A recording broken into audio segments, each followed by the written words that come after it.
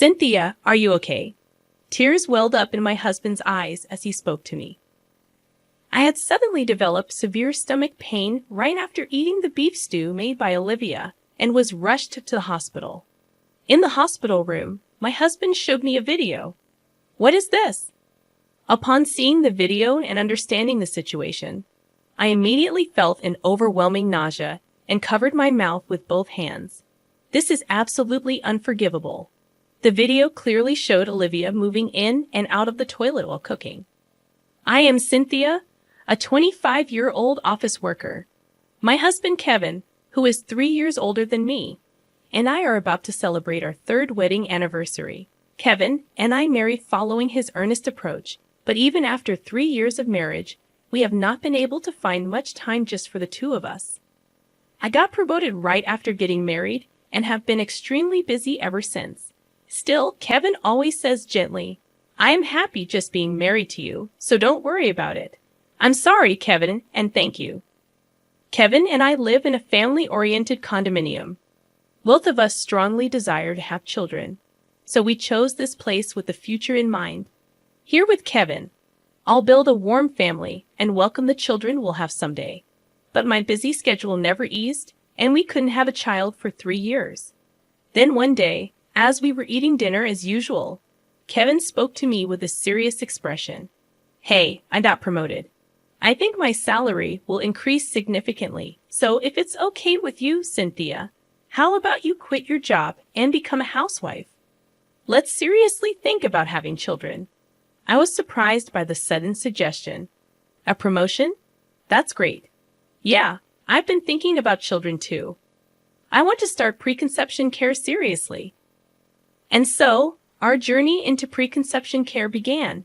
However, it turned out I had difficulty conceiving. And even after 6 months of preconception care, we still hadn't been blessed with a child. I'm sorry. It seems like it didn't happen this month either. And don't apologize, Cynthia. It's not your fault. Every time I felt down, Kevin would gently stroke my head. I'm so grateful to be married to such a kind person. Not just Kevin, but his mother Olivia has also been kind to me lately. Hearing that we were having trouble conceiving, Olivia started visiting us occasionally. She began living alone in an apartment near her home after my father-in-law passed away a few years ago. Olivia, who dotes on her only son Kevin excessively, has been good to me since the beginning of our marriage. Olivia brings over lots of side dishes, saying, You need to eat nutritious food. Rest up, Cynthia. I'm alone and free, so don't worry about me. I have to take care of Kevin's wife, and she even prepares meals for us. Moreover, Olivia says, I don't want to impose on Cynthia and never stays to eat with us. No matter how much I invite her, Olivia is such a kind person. Kevin must have grown up with that kindness. I couldn't be more grateful for this blessed environment. Then one day, I was feeling under the weather and lying on the sofa as dinner time approached. Olivia, having heard about it from Kevin, came over with a worried look, bringing dinner she had prepared. Cynthia, are you okay? This is fried chicken I just made.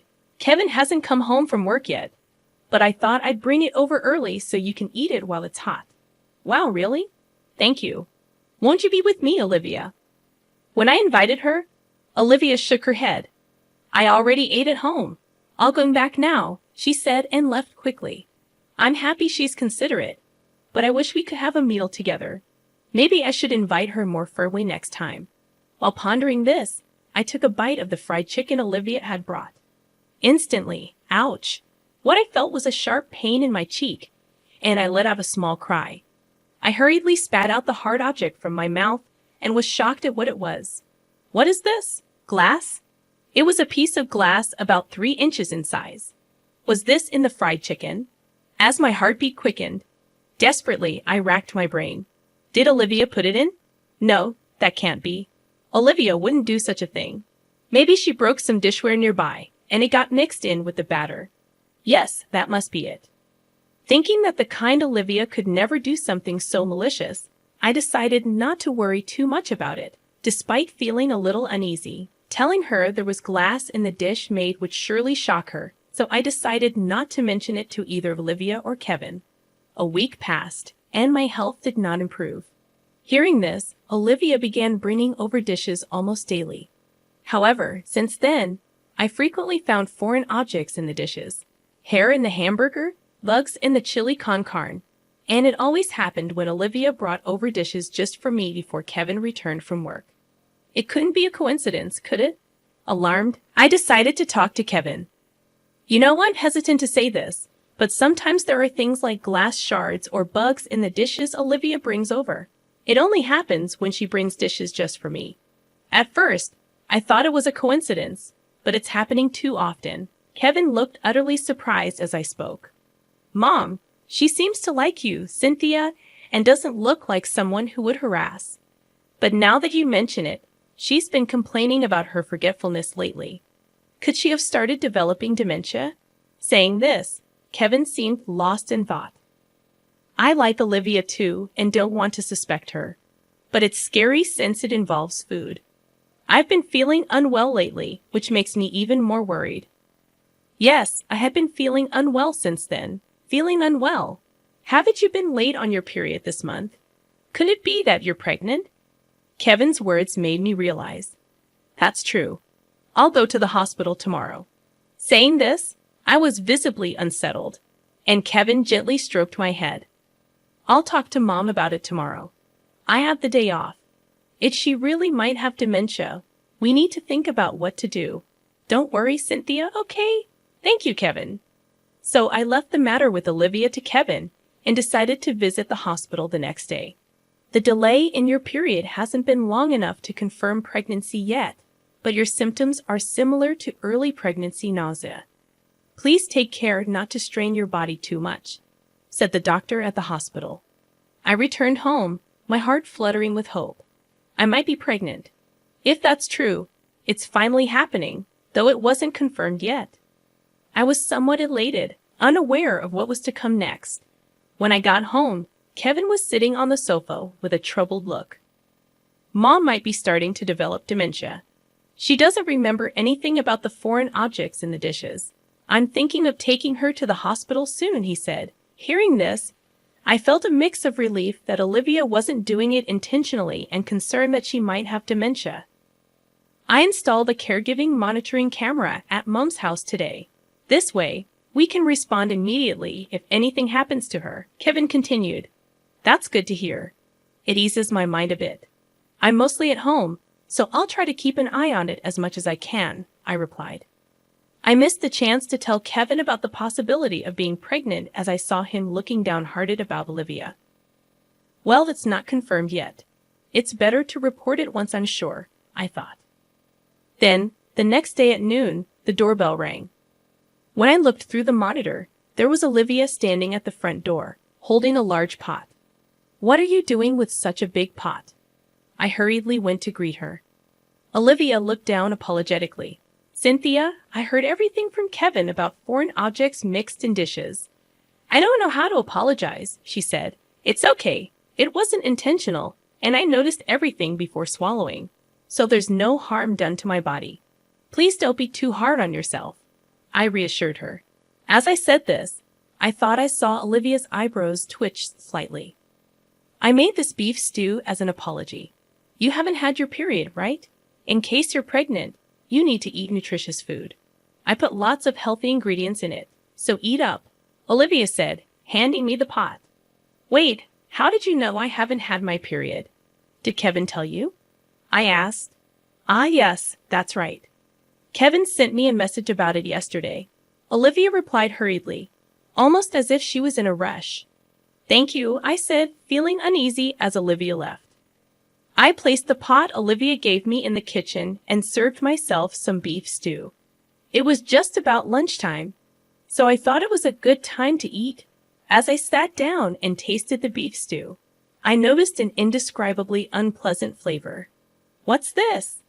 Could it be a mistake in the seasoning? I wondered.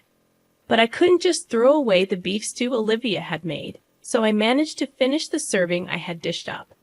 However, by then, the strange taste of the stew had made me feel quite ill. As I was washing the dishes, Suddenly, I felt a sharp pain in my stomach and doubled over on the spot. What is this? Could the beef stew have been spoiled? The pain intensified over time, and I broke out in a cold sweat. Unable to endure it any longer, I called an ambulance with trembling hands. Then I lost consciousness.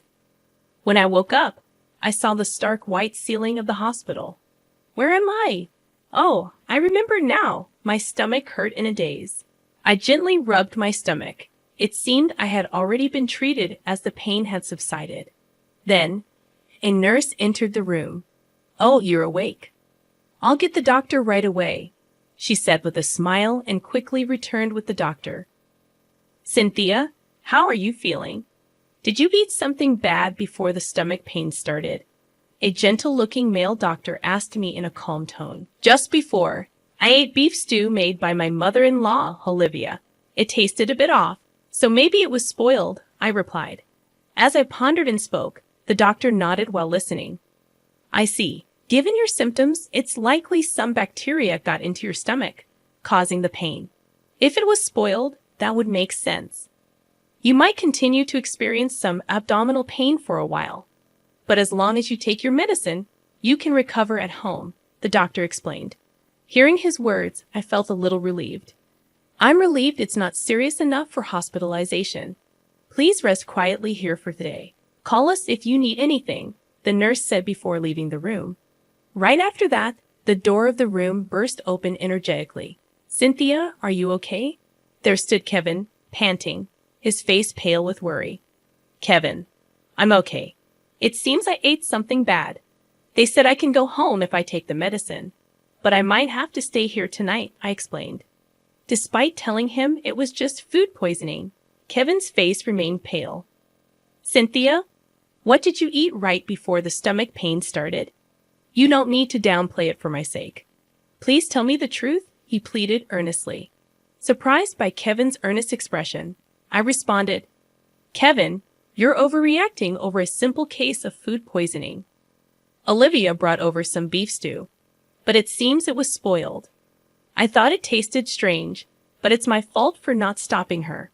Olivia was just trying to care for me." Kevin took a deep breath to calm himself and sat down on the chair beside the bed. "Cynthia, look at this," he said, taking out a tablet from his bag and showing me the screen. It was a video of Olivia's house. "This is it, the monitoring camera you set up at Olivia's place?" I asked, and Kevin nodded. "Exactly.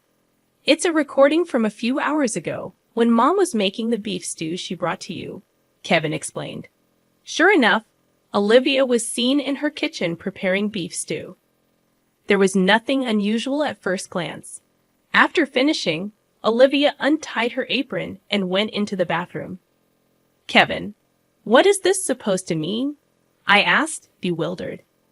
Just as I was about to ask, what appeared next on the screen left me speechless. Olivia came back from the bathroom holding a plastic container, then went back into the bathroom again.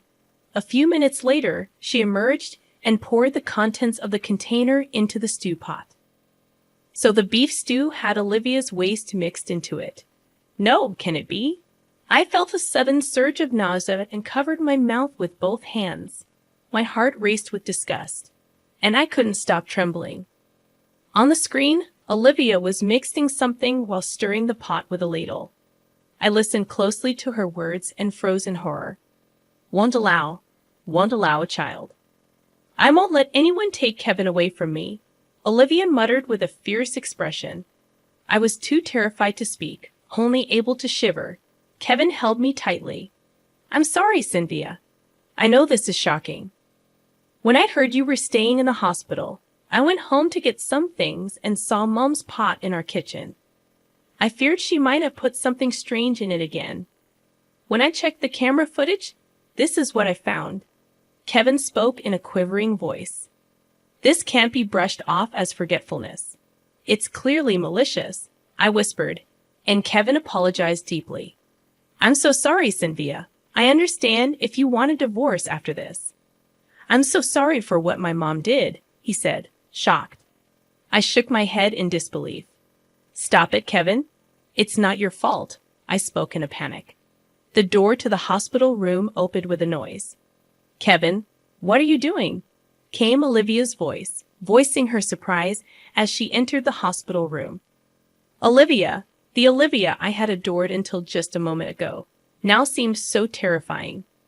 I was so scared of Olivia that I couldn't utter a word. Meanwhile, Kevin, without hesitation, approached Olivia as soon as he saw her. Mom, what have you done?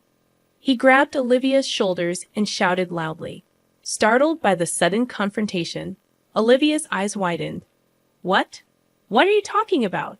What did I do? She exclaimed, shocked. Don't play dumb. What did you feed Cynthia? Kevin's words were firm. Olivia's expression twitched. Oh no, did I make something strange again? I'm sorry, Cynthia. I'm becoming forgetful lately. Olivia tried to pass it off with a smile. However, Kevin thrust the tablet screen in front of Olivia. It's all recorded here, Mom.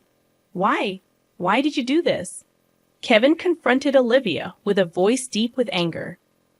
Unable to say anything in return, Olivia just looked down silently. Olivia, did you do all that on purpose? I managed to ask with a trembling voice. Olivia then glared at me with hatred. Yes, it was on purpose. I thought you might be pregnant after hearing about your continued illness. A child with Kevin. I could never allow that. Olivia's face was filled with malice, but I didn't back down. After being so kind to me all this time, why suddenly? If I did something wrong, please tell me, I said, gripping the sheets tightly. Olivia sneered at my desperate expression. Oh, Cynthia, I never liked you. I resented you for taking away my precious only son, but I had to be kind to avoid being disliked by Kevin. Olivia's words sent chills down my spine. But enough was enough. I had always believed in Olivia. I loved her, convinced she wasn't the kind of person to be malicious. But now enough is enough. I felt something inside me go cold. Olivia's revelation shook me to my core. Kevin seemed too drained to be angry anymore. I addressed Olivia with a cold voice, cutting through the air with sternness. Olivia, what you did is a crime. Deliberately contaminating food and planting a listening device in someone's house. Once I recover, I will pursue legal action. Don't think you can get away with this, I declared, surprisingly calm amidst the turmoil of emotions. The anger and fear towards Olivia, the sadness of being betrayed, it all seemed irrelevant now. I feel nothing towards you anymore. Right now, all I want is to be away from someone like you as soon as possible. I will hire a lawyer, so communicate through them from now on, I continued, unmoved by Olivia's shocked expression. Wait a minute, a crime? Am I going to be arrested? It's ridiculous to sue me for this. What do you mean? Olivia's eyes widened in disbelief, trying to downplay her actions. Your actions have caused real harm to my body. There's evidence. Don't think you can talk your way out of it, I asserted firmly. As I spoke, Olivia grabbed Kevin's hand, trembling. That's it, his true nature. She's the kind of woman who bullies an old lady. Scary, isn't it? I did everything thinking of you, Kevin. You understand, don't you? Olivia appealed with a seemingly gentle smile, but Kevin's response was firm. What are you talking about? The scary one is you, Mom. And what you did wasn't for me. It was all for yourself. You hurt someone important to me for your own sake. I never want to have anything to do with you again. Let's cut ties, Kevin said, shaking off Olivia's hand decisively. Kevin, I'm sorry. It was all my fault, please. I have no one but you, Olivia cried out, banging on the door in the hallway. Soon, security came due to the commotion and took Olivia away. Afterwards, my health quickly recovered, and I was able to return home safely upon discharge. We submitted the camera footage to the police, and an investigation began immediately. The listening devices in our house were found, leading to Olivia's swift arrest. Rejected by Kevin, Olivia seemed to have suffered a mental breakdown, crying and wailing during the investigation. I did nothing wrong. It's her fault for trying to take Kevin away, Olivia shouted, lashing out at the officers. Demanding compensation from Olivia, we made her pay a lump sum to cover the damages. Olivia incurred debts and now works in physical labor as a live-in worker, reportedly spending her days working hard and crying alone in her apartment. I told Kevin he didn't need to force himself to legally disassociate from Olivia, but he said, "I always knew she had trouble letting go, but I never realized she was so obsessively attached. Now that I know Mom's true nature, I'm afraid to remain in a parent-child relationship with her." He immediately proceeded with the dissownment process. A month later, it turned out I was pregnant. Both the baby and I were healthy and developing well. Kevin and I cried with joy and promised each other, "Let's build a warm family from now on. I want to create a bright future with Kevin and our baby."